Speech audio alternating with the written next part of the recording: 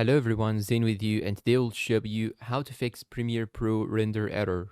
Now, in some cases when you render a video, you may find here this problem. As you can see, this pop-out message and has this time code. And in this case, there are a lot of solutions that you can actually try in order to fix this issue. First, you want to go to the time code that it is actually displayed inside the pop-out message and see if you have added a specific effect that is actually very heavy on your computer or on the project. You can remove this effect, you can re-edit this time span, you can remove it, you can delete it, you can do anything with it. Then after that, you want to go and try again and see if the video will be rendering or not. If you still have this issue, you can go to the file menu on the top left side, then go to project settings, then go to general.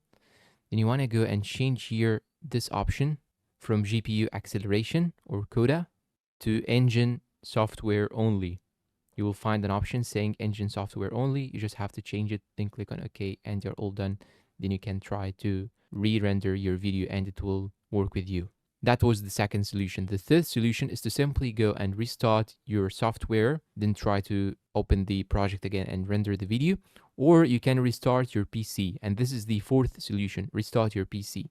If you still have the problem, you can go to export on the top left side, then go to video and go and click on more. Then you want to scroll down till you find here encoder or encoding settings. You want to go to performance and choose software encoding, then render your video. That was the fifth solution. The sixth solution is to simply right click on the sequence, then go and click on reveal sequence in project, right click on the sequence, then click on new sequence from clip, then remove this clip, then go back to your sequence, click on any one of these clips, then click on Ctrl+A, then click on right click, then copy, then go back to this sequence and click on Ctrl+V or Command+V, then try to render your video again.